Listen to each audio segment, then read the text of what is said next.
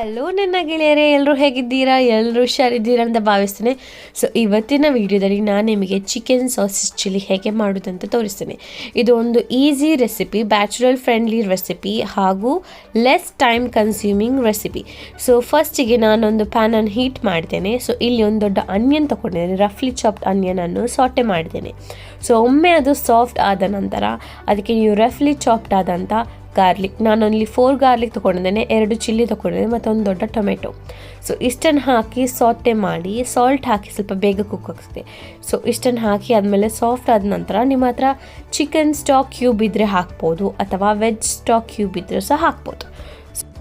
ಈಗ ನಮ್ಮ ವೆಜಿಟೇಬಲ್ಸ್ ಎಲ್ಲ ಬೆಂದಿದೆ. ಸೊ ನಾನೀಗ ಇಲ್ಲಿ 2 ಟೀ ಸ್ಪೂನಷ್ಟು ಸವಿತಾ ಪೌಡರ್ ಆ್ಯಡ್ ಮಾಡ್ತಿದ್ದೇನೆ ಹಾಗೂ 1 ಪಿಂಚಷ್ಟು ಟರ್ಮರಿಕ್ ಪೌಡರ್ ಆ್ಯಡ್ ಮಾಡ್ತಿದ್ದೇನೆ.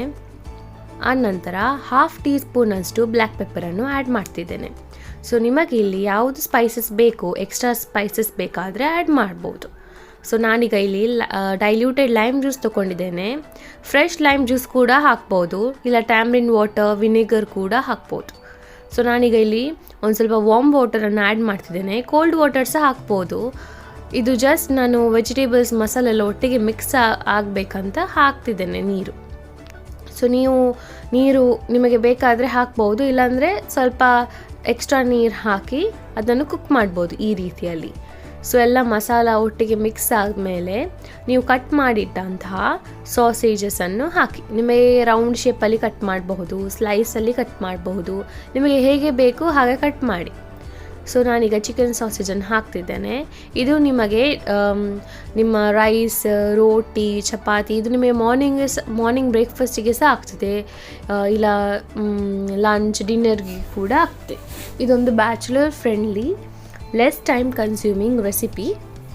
ಇದನ್ನು ಟ್ರೈ ಮಾಡಿ. ಇದು ನಿಮಗೆ ಮಕ್ಕಳಿಗೆ ಟಿಫಿನ್ ಬಾಕ್ಸಿಗೆ ಕೂಡ ಹಾಕ್ಬೋದು.